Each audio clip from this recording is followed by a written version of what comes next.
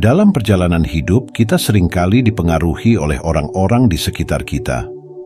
Epictetus, salah satu filsuf stoik besar, pernah berkata, "Kunci kebahagiaan adalah hanya bergaul dengan orang-orang yang mengangkat Anda, yang kehadirannya memunculkan sisi terbaik dalam diri Anda." Ungkapan ini mengingatkan kita betapa pentingnya memilih lingkungan yang mendukung pertumbuhan kita, bukan yang menghambatnya. Pernahkah Anda merasa energi Anda terkuras setelah berinteraksi dengan seseorang? Atau mungkin Anda mendapati diri mulai meragukan tujuan Anda setelah mendengarkan keraguan orang lain? Inilah saatnya untuk mengevaluasi siapa yang memengaruhi perjalanan hidup Anda.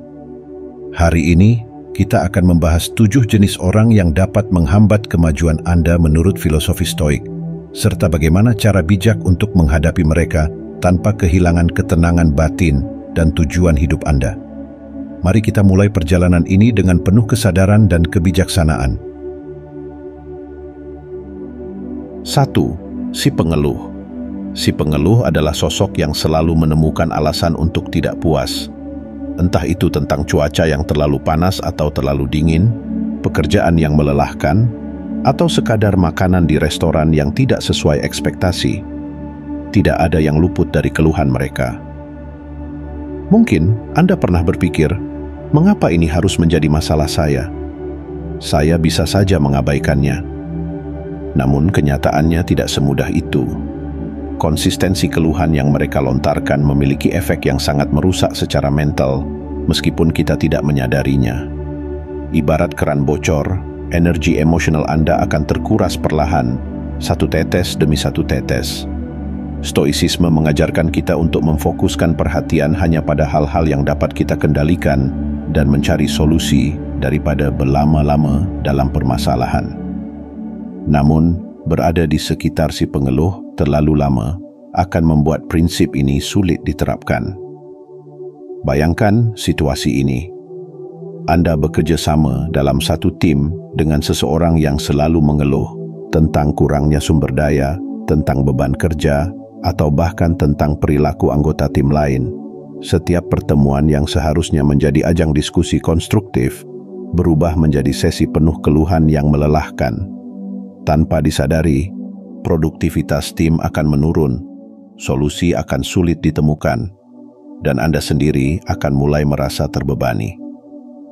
Energi negatif si pengeluh akan menular dan membuat Anda kehilangan fokus terhadap tujuan sebenarnya. Dalam kehidupan pribadi, dampaknya bisa sama parahnya. Jika salah satu anggota keluarga atau teman dekat adalah tipe ini, kebiasaan mereka akan memengaruhi suasana hati Anda. Keluhan yang terus-menerus akan mengaburkan pandangan Anda terhadap hal-hal baik dalam hidup.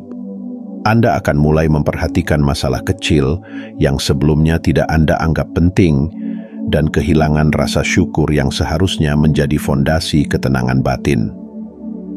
Lalu, bagaimana cara menghadapi si pengeluh tanpa kehilangan kendali atas ketenangan Anda? Filsafat Stoik menawarkan 3 pendekatan bijak yang dapat Anda praktikan. Pertama, batasi interaksi Anda dengan si pengeluh sebisa mungkin. Jika mereka bukan bagian inti dari kehidupan Anda, misalnya hanya sekadar rekan kerja atau kenalan biasa, maka batasi waktu yang Anda habiskan bersama mereka. Ini bukan tindakan egois, melainkan upaya melindungi kesehatan mental Anda. Waktu dan energi adalah sumber daya yang terbatas, dan Anda berhak menggunakannya untuk hal-hal yang bermanfaat. Namun, bagaimana jika si pengeluh adalah keluarga atau rekan kerja yang tidak bisa dihindari? Dalam kasus ini, pendekatan kedua adalah menciptakan jarak mental. Saat keluhan mereka mulai memenuhi ruangan, bayangkan diri Anda sebagai sebuah gunung yang kokoh dan tak tergoyahkan. Keluhan itu ibarat badai yang berusaha menggerakkan Anda, keras, bising, tetapi tidak berdaya. Dengan sikap ini, Anda bisa tetap tenang dan fokus pada kebahagiaan batin Anda tanpa terpengaruh oleh energi negatif mereka. Ingatlah bahwa Anda tidak dapat mengendalikan ucapan atau perilaku orang lain, tetapi Anda bisa memilih bagaimana meresponsnya. Terakhir, arahkan percakapan ke arah yang lebih konstruktif. Jika Anda mendapati seseorang mulai tenggelam dalam pusaran keluhan tanpa solusi, coba ajukan pertanyaan yang mendorong mereka untuk berpikir lebih positif. Misalnya, jika seseorang mengeluh tentang pekerjaannya, tanyakan, "Menurutmu, apa yang bisa kita lakukan untuk memperbaikinya?" Dengan mengarahkan mereka pada solusi, Anda bukan hanya melindungi diri sendiri dari energi negatif, tetapi juga membantu mereka melihat masalah dari sudut pandang yang lebih bijak. Seperti yang pernah dikatakan Marcus Aurelius, Anda memiliki kekuasaan atas pikiran Anda, bukan atas peristiwa eksternal. Sadarilah ini, dan Anda akan menemukan kekuatan. Keluhan orang lain adalah peristiwa eksternal yang tidak dapat kita kendalikan. Namun, pilihan kita untuk tidak larut dalam energi negatif mereka adalah bentuk kekuasaan atas pikiran kita sendiri. Dengan memahami ini, Anda akan tetap berjalan di jalur stoik yang penuh ketenangan, kebijaksanaan, dan kebajikan. Jadi, jika Anda bertemu dengan si pengeluh di kehidupan Anda, anggaplah mereka sebagai pengingat penting bahwa ketenangan batin adalah sesuatu yang patut dijaga dan fokus Anda harus tetap tertuju pada solusi, bukan pada masalah. Jangan biarkan keluhan mereka mengaburkan ketenangan Anda yang berharga. 2. Si magnet drama. Bayangkan hidup Anda sebagai kapal yang berlayar di perairan tenang dengan arah tujuan yang jelas dan pemandangan indah di sekeliling Anda. Namun, tiba-tiba Anda menemukan diri Anda mendekati pusaran besar. Pusaran yang diciptakan oleh sosok yang dikenal sebagai magnet drama. Mereka adalah individu yang tampaknya selalu dikelilingi oleh konflik, kekacauan, dan kontroversi. Tak peduli seberapa keras Anda berusaha menjaga jarak, kehadiran mereka seperti memiliki gravitasi yang menarik Anda ke dalam badai mereka. Awalnya, energi mereka mungkin tampak menarik, seolah-olah penuh gairah dan cerita yang seru. Ada sensasi tertentu ketika mendengar kisah-kisah dramatis yang mereka bagikan. Namun, segera Anda akan menyadari bahwa keterlibatan dengan magnet drama hanya akan melelahkan secara fisik, mental, dan emosional. Setiap krisis yang mereka hadapi seolah-olah menjadi krisis Anda juga. Tanpa Anda sadari, kehidupan mereka yang penuh gejolak mulai mengganggu ketenangan dan stabilitas Anda. Ambil contoh sederhana dalam lingkaran pertemanan. Anda memiliki teman yang selalu terlibat dalam konflik dengan orang-orang di sekitarnya. Hari ini, mereka bercerita tentang betapa kecewanya mereka pada Sarah. Besok, giliran Tom yang menjadi musuh. Mereka datang kepada Anda, meminta nasihat dan dukungan. Awalnya, Anda ingin membantu, berperan sebagai pendengar yang baik. Namun, seiring waktu, Anda mulai menyadari pola yang sama. Setiap konflik tak pernah selesai, setiap masalah tak pernah benar-benar memiliki solusi. Bahkan lebih buruk, Anda mungkin mendapati diri Anda ikut terbawa dalam drama itu. Tiba-tiba, Anda juga merasa kesal pada Sarah atau Tom, padahal sebelumnya Anda tidak memiliki masalah apapun dengan mereka. Stoicisme menawarkan pandangan yang jelas dalam menghadapi orang-orang seperti ini. Pertama-tama, penting untuk diingat bahwa waktu dan energi Anda adalah sumber daya yang berharga dan terbatas. Dalam situasi seperti ini, Anda bisa menggunakan strategi detachment selektif. Ini berarti Anda tidak harus ikut tenggelam dalam drama mereka. Salah satu teknik yang bisa digunakan adalah mendengarkan reflektif. Teknik ini melibatkan mendengarkan tanpa memberikan nasihat atau mengambil sisi. Misalnya, jika mereka berkata, "Saya tidak percaya Sarah memperlakukan saya seperti ini," Anda bisa merespons dengan tenang. "Jadi, kamu merasa sangat kecewa dengan sikap Sarah?" Dengan begitu, Anda tetap menunjukkan empati tanpa ikut terseret ke dalam konflik yang bukan milik Anda. Strategi lain yang dapat Anda terapkan adalah menjaga ketersediaan Anda dengan bijak. Tidak ada salahnya untuk menjadi selektif tidak tersedia. Jika Anda merasa seseorang sering datang membawa drama tanpa solusi, Anda berhak melindungi waktu dan energi Anda. Anda bisa menciptakan batasan yang sehat, seperti menyisihkan waktu untuk fokus pada pekerjaan, hobi, atau perkembangan pribadi.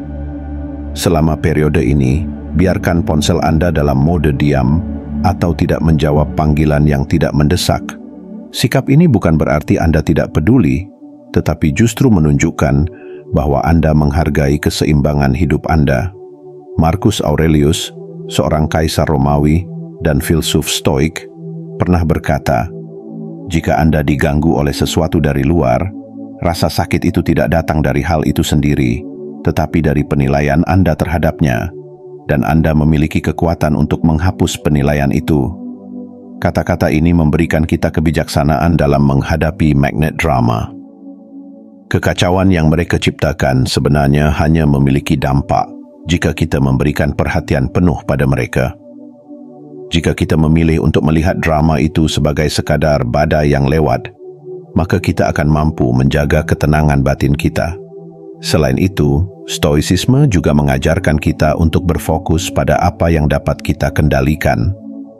Anda tidak bisa mengubah kebiasaan orang lain yang selalu mencari konflik atau menciptakan drama. Namun, Anda bisa mengontrol bagaimana Anda meresponsnya. Apakah Anda memilih untuk ikut terlibat dalam badai itu, ataukah Anda akan tetap berlayar dengan tenang menuju tujuan hidup Anda? Kekuatan ada di tangan Anda. Kesimpulannya, magnet drama adalah ujian nyata bagi ketenangan batin dan disiplin mental kita. Mereka adalah pengingat bahwa tidak semua masalah di dunia ini layak untuk diperjuangkan, terutama jika masalah itu bukan milik kita. Tetapkan batasan yang sehat, dengarkan dengan penuh empati tanpa ikut larut, dan fokuslah pada hal-hal yang benar-benar berharga dalam hidup Anda. Ingatlah, hidup adalah perjalanan yang harus diarungi dengan bijaksana. Jangan biarkan badai buatan orang lain mengganggu arah pelayaran Anda. Tetaplah tenang, tetaplah fokus, dan teruslah berlayar menuju kehidupan yang penuh makna dan ketenangan. 3. Si penyangkal, naysayer. Bayangkan Anda sedang melukis sebuah kanvas besar, kanvas kehidupan Anda. Setiap goresan kuas adalah langkah kecil menuju visi dan impian Anda. Anda melukis dengan penuh keyakinan, warna-warna cerah menghiasi kanvas, memberikan bentuk dan kehidupan pada karya agung Anda. Namun tiba-tiba, masuklah si penyangkal. Dengan cepat mereka melihat karya Anda dan mulai melontarkan kritik yang tajam. Apakah itu warna yang tepat? Bukankah itu terlihat aneh? Kamu tahu, kebanyakan orang tidak berhasil melukis sesuatu seperti ini, kan?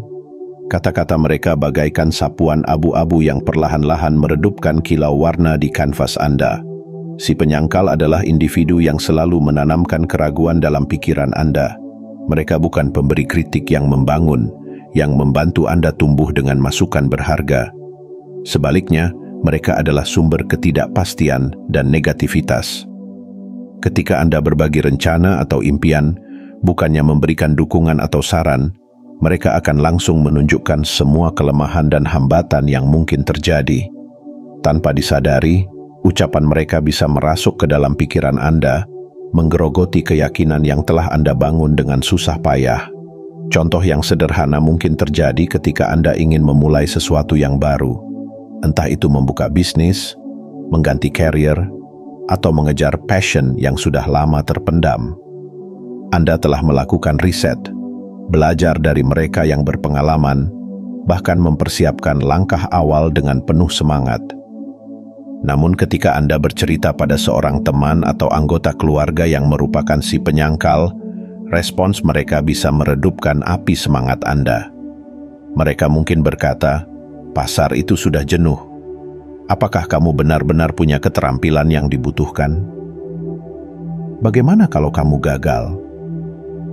Seiring berjalannya waktu, keraguan yang mereka tanamkan bisa berubah menjadi suara kecil di kepala Anda yang terus bertanya, "Benarkah ini mungkin? Mungkin aku terlalu naif." Namun, stoicisme mengajarkan kita untuk mengendalikan reaksi kita terhadap hal-hal di luar kendali. Ucapan si penyangkal adalah sesuatu yang berada di luar kendali Anda, tetapi bagaimana Anda menyikapinya sepenuhnya berada di tangan Anda. Ada beberapa pendekatan bijak yang bisa Anda gunakan untuk menghadapi si penyangkal tanpa kehilangan kendali atas mimpi Anda.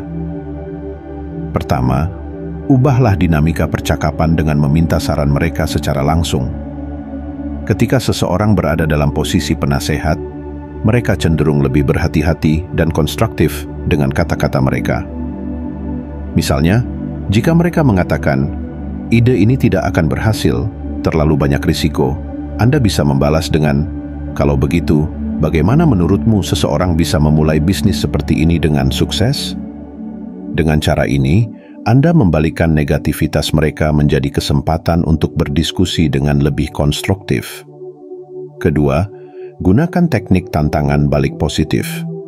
Jika mereka terus-menerus meragukan kemampuan Anda atau mencemooh impian Anda, hadapi dengan tenang dan tegas. Misalnya, jika mereka berkata, "Kebanyakan orang tidak bisa berhasil di bidang ini," Anda bisa menjawab, "Benar, tapi saya percaya setiap orang memiliki perjalanan dan peluangnya sendiri. Saya ingin mencoba dan melihat sejauh mana saya bisa melangkah." Dengan cara ini, Anda mengakui pendapat mereka tanpa membiarkannya merusak kepercayaan diri Anda.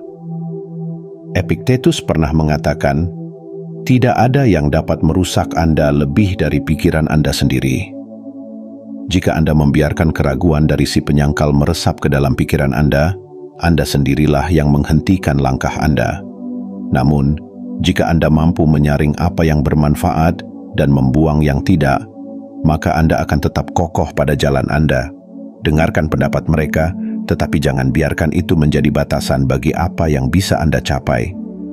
Ketiga, buatlah batasan mental yang jelas. Bayangkan Anda memiliki sebuah perisai di sekitar pikiran Anda. Perisai ini akan menyaring setiap masukan yang datang, mana yang berguna dan mana yang hanya racun mental. Ketika si penyangkal mulai berbicara, anggap ucapan mereka sebagai suara latar belakang yang tidak perlu Anda fokuskan. Katakan dalam hati, "Ini hanya pendapat mereka, bukan kebenaran mutlak." Dengan membangun batasan ini, Anda tidak akan mudah tergoyahkan oleh kata-kata mereka. Yang tak kalah penting, kelilingi diri Anda dengan orang-orang yang mendukung pertumbuhan Anda. Jika si penyangkal terlalu sering hadir dalam hidup Anda, carilah orang-orang yang mampu menginspirasi dan memberi semangat, bukan yang meredupkan cahaya Anda. Seperti yang dikatakan Marcus Aurelius, berhati-hatilah dengan siapa Anda mengizinkan memasuki pikiran Anda. Kehadiran orang-orang yang positif dan suportif akan menjadi penyeimbang dari pengaruh negatif yang mungkin datang dari si penyangkal. 4. Si korban. Bayangkan hidup sebagai permainan catur. Setiap pemain memiliki bidak yang sama, peluang yang sama, dan tujuan akhir yang sama untuk meraih kemenangan dengan strategi yang matang. Namun, ada satu pemain yang berbeda, yaitu si korban. Mereka tidak melihat papan catur sebagai tantangan yang harus dihadapi dengan bijak, melainkan sebagai jebakan yang penuh ketidakadilan. Alih-alih mengambil tanggung jawab atas langkah mereka sendiri, mereka menyalahkan papan, lawan main, atau bahkan keberuntungan yang tidak berpihak. Si korban selalu memiliki cerita yang sama.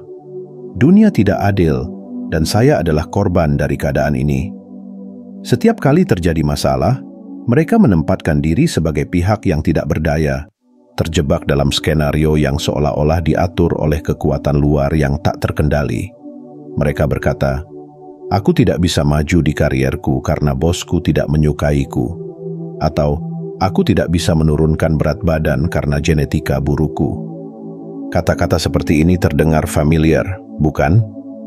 Apa yang membedakan si korban dari mereka yang benar-benar menghadapi kesulitan hidup adalah sikap mereka yang menolak mengambil tanggung jawab dan tindakan nyata.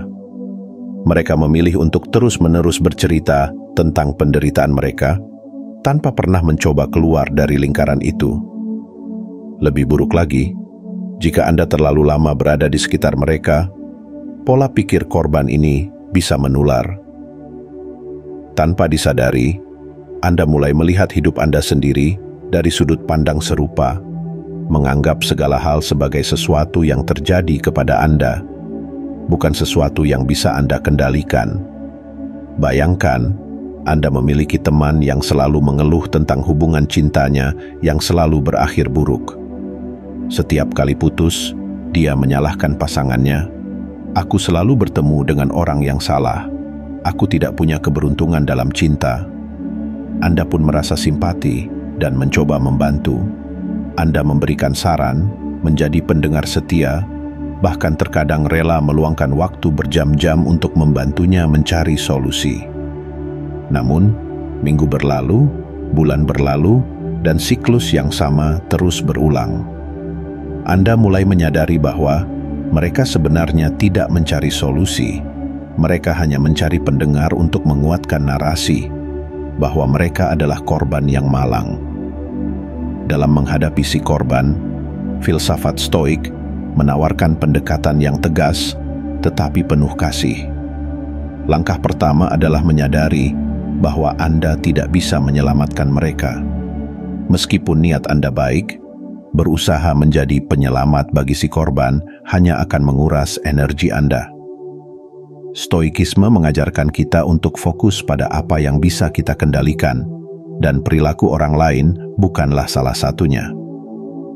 Anda bisa menawarkan saran atau dukungan, tetapi Anda tidak bertanggung jawab atas tindakan atau pilihan mereka. Gunakan pendekatan detachment yang penuh kasih. Tunjukkan empati tanpa ikut tenggelam dalam narasi mereka. Jika mereka datang kepada Anda dengan keluhan yang sama, dengarkan dengan tenang. Tetapi jangan biarkan diri Anda terbawa. Alih-alih menawarkan solusi terus-menerus, balikan pertanyaan ke mereka. Apa yang bisa kamu lakukan untuk memperbaiki situasi ini? Pertanyaan ini mendorong mereka untuk mulai berpikir tentang tindakan konkret daripada terus-menerus meratapi keadaan. Langkah berikutnya adalah menetapkan batasan yang sehat. Jika Anda merasa kehadiran si korban mulai menguras energi emosional Anda, jangan ragu untuk membatasi interaksi. Anda tidak perlu merasa bersalah karena memilih menjaga kesehatan mental Anda sendiri. Misalnya, jika seorang teman mulai curhat panjang lebar tentang masalah yang sama untuk kesekian kalinya, Anda bisa dengan sopan berkata, "Aku ingin membantu, tapi aku merasa ini sudah sering kita bahas. Apa menurutmu ada langkah baru yang bisa kamu coba?" Dengan cara ini, Anda menunjukkan kepedulian tanpa membiarkan diri Anda terjebak dalam siklus tanpa akhir.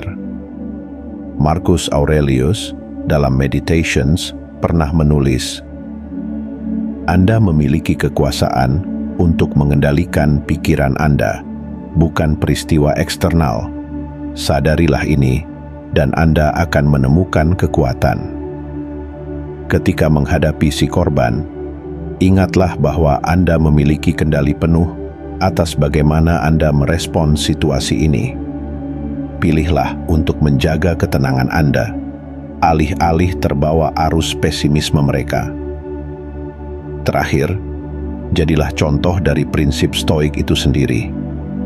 Orang yang merasa dirinya sebagai korban seringkali membutuhkan inspirasi nyata bahwa hidup bisa berubah jika mereka memilih untuk bertindak. Dengan cara Anda menghadapi masalah dalam hidup, dengan tenang, bijaksana, dan penuh tanggung jawab, Anda secara tidak langsung menunjukkan kepada mereka bahwa ada cara lain untuk merespons tantangan hidup. Anda menjadi bukti hidup bahwa kebebasan dan kekuatan sejati berasal dari bagaimana kita memilih menavigasi kehidupan, bukan dari keadaan eksternal. Kesimpulannya, si korban bukanlah musuh yang harus dihindari dengan kebencian, melainkan pengingat penting tentang nilai-nilai yang kita pegang dalam hidup. Mereka mengajarkan kita untuk selalu mengambil tanggung jawab atas pilihan kita sendiri dan tidak membiarkan keadaan eksternal mendikte kebahagiaan kita. Jika Anda menemukan si korban dalam hidup Anda, hadapilah dengan kebijaksanaan. Tunjukkan empati, tetapkan batasan, dan teruslah melangkah dengan penuh tanggung jawab. Jangan biarkan narasi mereka memengaruhi pandangan Anda tentang hidup. Ingat, Anda adalah pemain dalam permainan catur kehidupan, dan langkah-langkah Anda sendirilah yang menentukan nasib Anda. 5. Si positif beracun. Bayangkan hidup Anda sebagai sebuah taman yang penuh dengan bunga berwarna-warni. Namun, seperti semua taman, tentu ada gulma, tanah kering, dan hama yang harus ditangani agar bunga dapat tumbuh subur. Kini, datanglah si positif beracun, orang yang membawa sekantong glitter berkilau dan berkata, "Lupakan gulma itu, jangan lihat tanah keringnya, fokus saja pada bunga-bunga yang indah." Di permukaan, mereka tampak penuh semangat, optimis, dan berusaha menghibur Anda. Namun di balik itu, sikap mereka justru menutupi realitas hidup dan mendorong Anda untuk mengabaikan emosi serta masalah yang sebenarnya perlu dihadapi.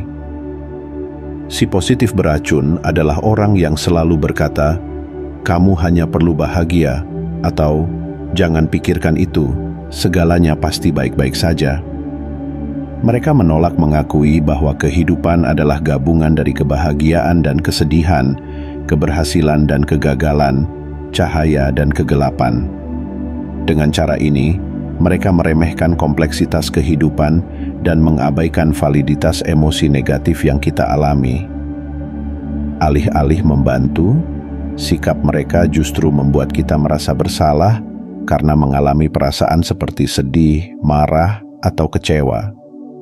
Bayangkan Anda sedang melalui masa sulit, mungkin karena kehilangan pekerjaan, berakhirnya hubungan, atau kekecewaan atas sesuatu yang sangat Anda impikan.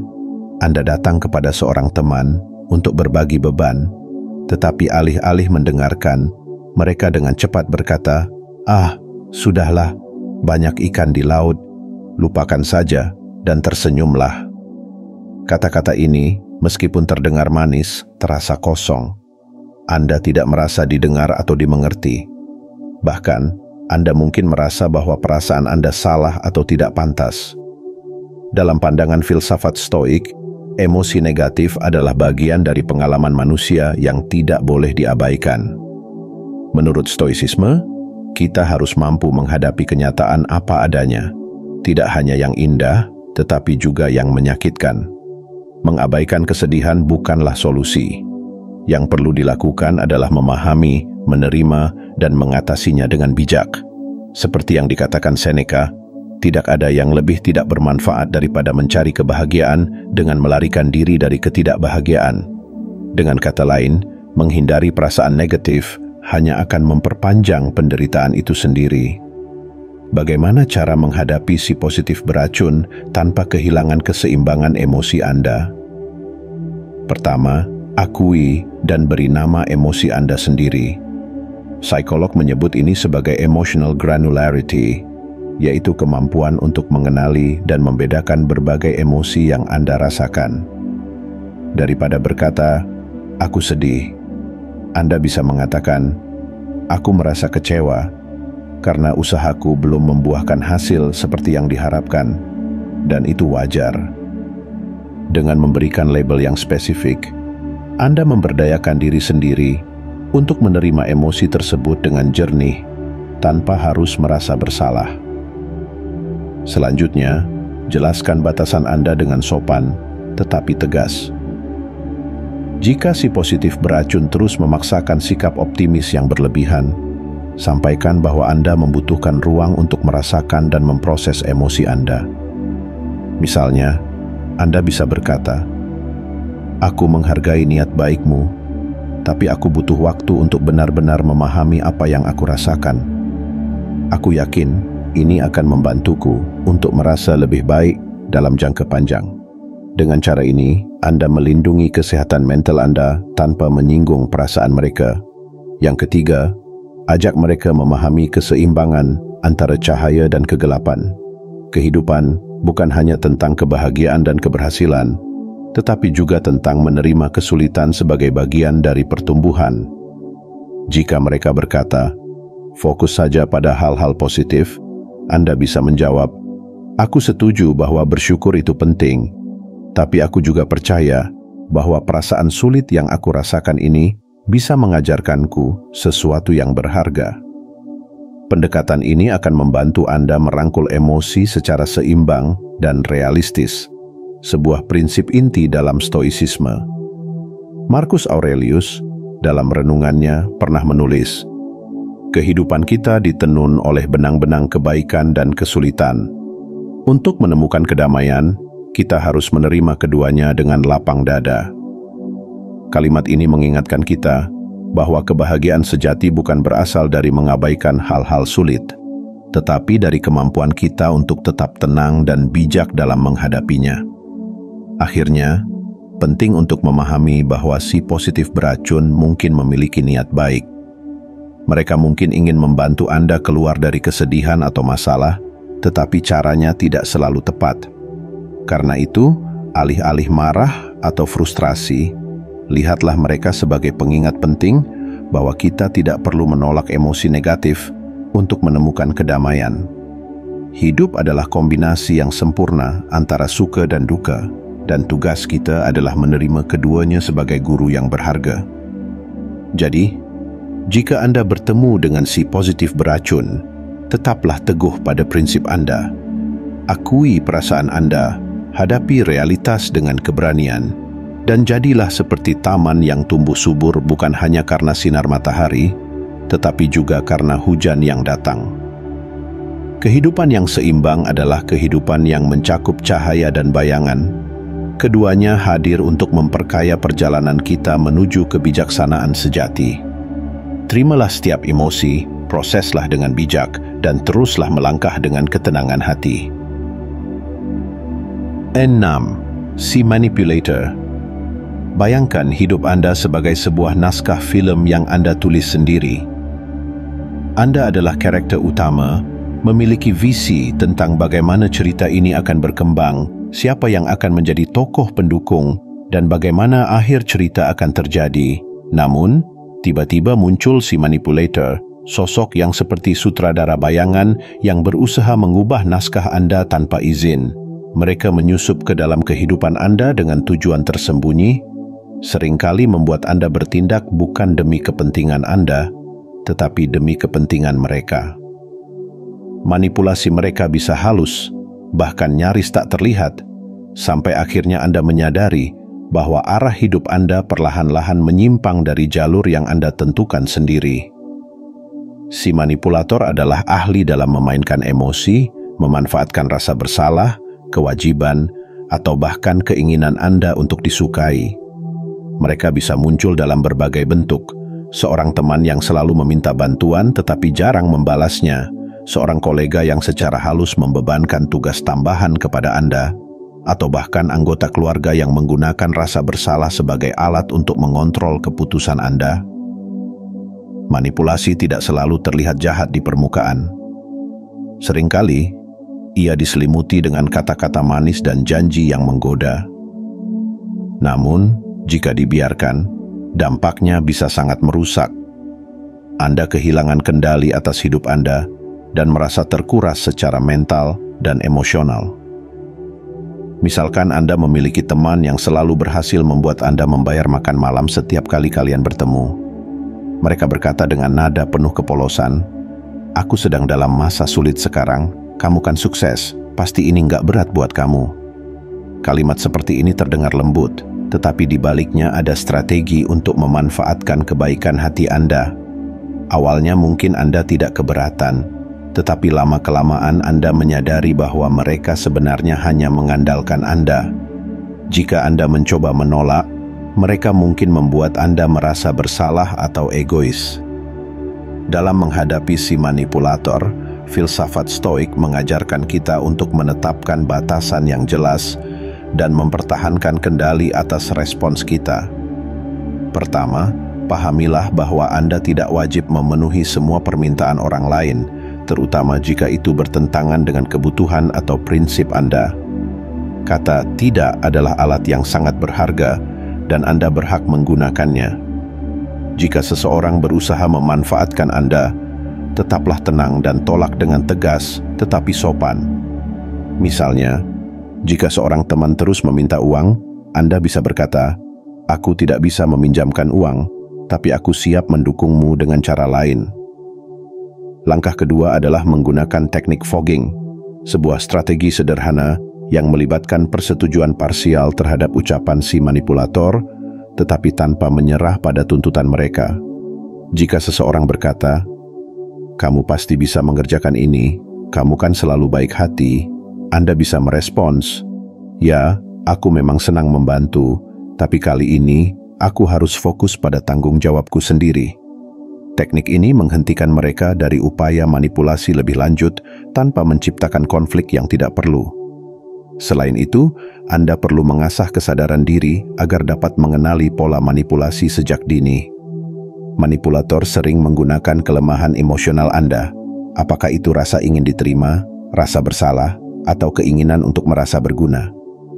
Dalam situasi seperti ini, tanyakan pada diri Anda, apakah ini sejalan dengan nilai-nilai dan tujuan hidupku? Apakah aku melakukan ini karena benar-benar ingin atau karena merasa terpaksa?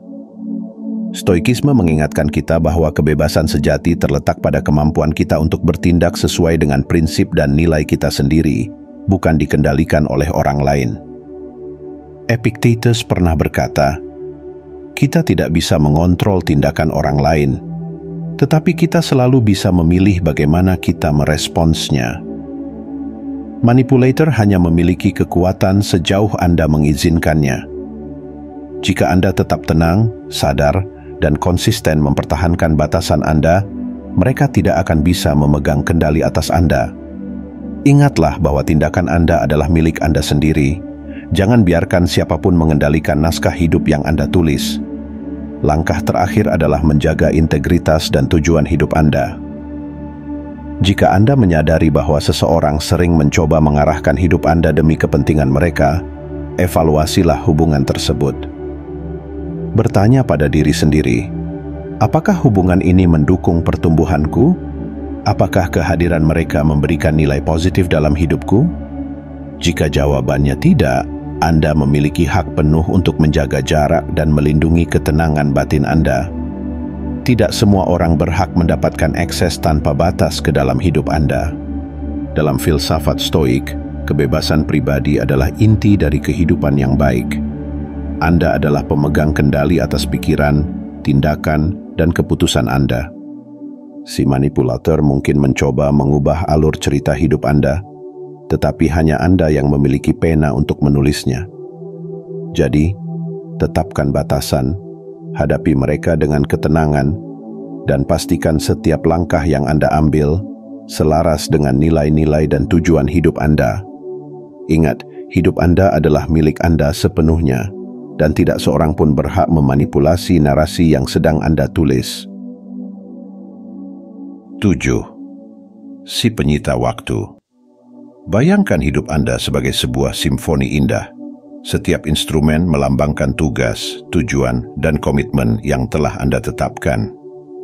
Ketika semuanya dimainkan dengan selaras, musik kehidupan Anda mengalun indah, penuh harmoni.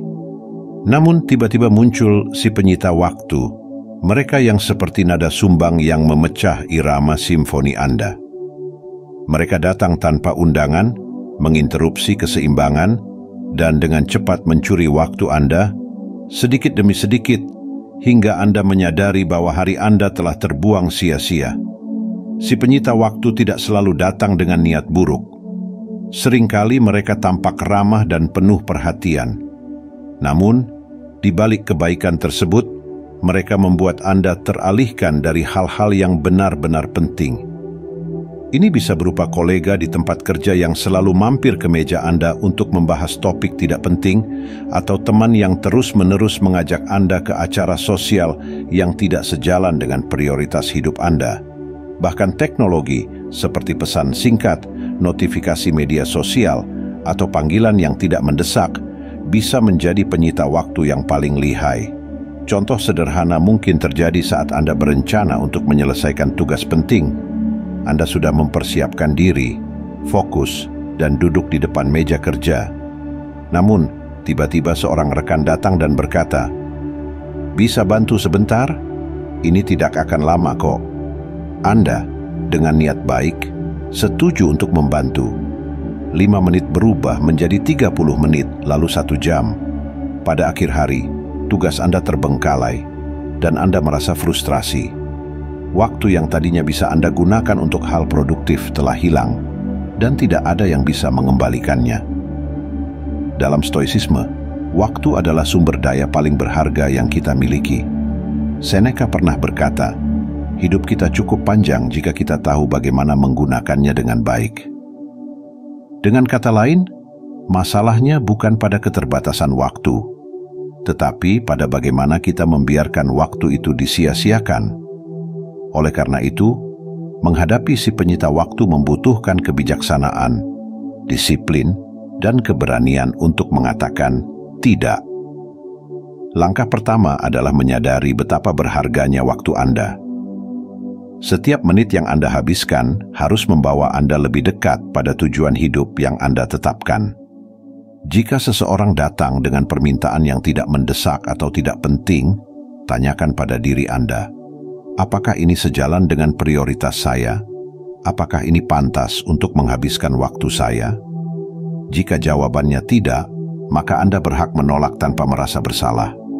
Ingatlah bahwa mengatakan tidak pada sesuatu yang tidak penting sama artinya dengan mengatakan ya pada hal-hal yang benar-benar bermakna. Strategi berikutnya adalah menerapkan teknik manajemen waktu yang efektif, seperti teknik Pomodoro. Teknik ini mengharuskan Anda bekerja dalam interval fokus selama 25 menit, diikuti dengan istirahat singkat 5 menit. Selama periode fokus ini, buatlah aturan tegas bahwa Anda tidak boleh diganggu.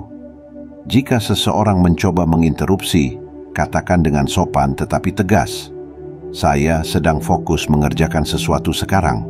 Bisa kita bahas nanti?"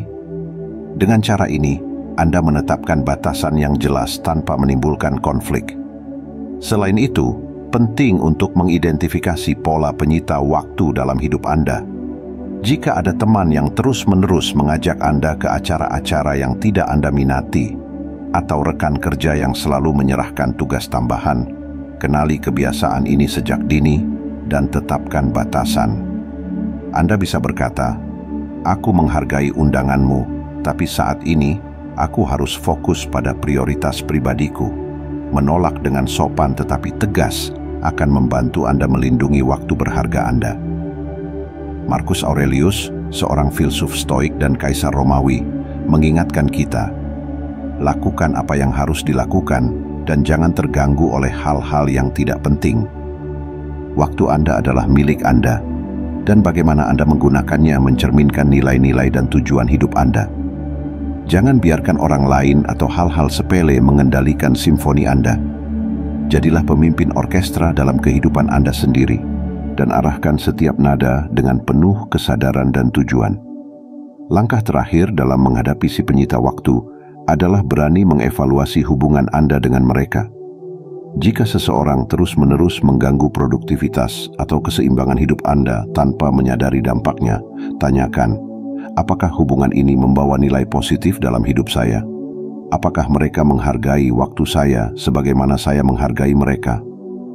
Jika jawabannya tidak, maka menjaga jarak adalah langkah yang bijak. Anda tidak wajib memberikan waktu Anda kepada orang yang tidak menghargainya. Pada akhirnya, stoicisme mengajarkan kita bahwa waktu adalah aset yang tidak dapat dibeli atau diulang. Setiap detik yang berlalu adalah bagian dari kehidupan kita yang tidak akan kembali. Oleh karena itu, jangan biarkan si penyita waktu, dalam bentuk apapun, mengambil alih kendali atas hidup Anda. Tetapkan batasan, prioritaskan hal yang penting, dan gunakan waktu Anda dengan bijak untuk hal-hal yang membawa Anda lebih dekat pada kebahagiaan, kebijaksanaan, dan tujuan hidup yang sejati. Seperti yang dikatakan Seneca, tidak ada yang mencuri waktumu tanpa izinmu sendiri. Jadilah penjaga waktu Anda dan pastikan setiap detik yang Anda miliki menjadi bagian dari simfoni kehidupan yang penuh makna dan harmoni. Dalam perjalanan hidup ini, kita tidak bisa mengontrol siapa yang akan kita temui atau bagaimana mereka akan memengaruhi kita. Namun, seperti yang diajarkan filsafat Stoik, kita selalu memiliki kendali penuh atas bagaimana kita merespons mereka. Ketujuh jenis orang yang telah kita bahas, si pengeluh, si magnet drama, si penyangkal, si korban, si positif beracun, si manipulator, dan si penyita waktu, bukanlah musuh yang harus dibenci, melainkan pengingat penting akan nilai-nilai yang kita pegang. Mereka hadir dalam hidup kita untuk menguji keteguhan prinsip, kesabaran, dan kebijaksanaan kita. Sebagaimana Marcus Aurelius pernah menulis, orang-orang akan bertindak seperti mereka bertindak, tetapi tugas kita adalah tetap bertindak sesuai kebajikan kita. Kita tidak bisa mengubah perilaku mereka, tetapi kita bisa menetapkan batasan, melindungi energi kita, dan tetap fokus pada pertumbuhan pribadi kita. Lebih dari itu, refleksikanlah diri Anda. Mungkin tanpa disadari, kita pernah menjadi salah satu dari mereka dalam kehidupan orang lain. Penting untuk terus berlatih kesadaran diri dan berusaha menjadi sosok yang menginspirasi, mendukung, dan membawa kebaikan kepada orang-orang di sekitar kita. Jika ada satu pesan yang harus kita ingat dari pembahasan ini, itu adalah bahwa hidup adalah milik kita untuk diarahkan. Waktu, energi, dan fokus kita adalah sumber daya yang berharga. Jangan biarkan siapapun atau apapun merampasnya tanpa izin. Hadapilah setiap interaksi dengan bijaksana, tetaplah berpegang pada nilai-nilai Stoik, dan jagalah ketenangan batin Anda dengan penuh kesadaran. Akhirnya, seperti yang dikatakan Epictetus, hanya orang bijak yang memahami bahwa kita tidak hanya harus hidup, tetapi hidup dengan baik. Jadi, pilihlah lingkungan, hubungan, dan tindakan yang membawa Anda menuju kehidupan yang bermakna dan penuh kebajikan. Teruslah melangkah dengan tenang, bijak, dan penuh kendali, karena pada akhirnya, Anda adalah nahkoda yang menentukan arah pelayaran hidup Anda. Jika pemikiran ini menginspirasi Anda atau membuka perspektif baru, bagikan refleksi Anda di kolom komentar. Mari bersama-sama menciptakan ruang yang penuh kebijaksanaan, di mana kita saling mendukung untuk menjadi versi terbaik dari diri kita sendiri. Sampai jumpa di pembahasan berikutnya, tetaplah kuat, bijak, dan selaras dengan kebajikan.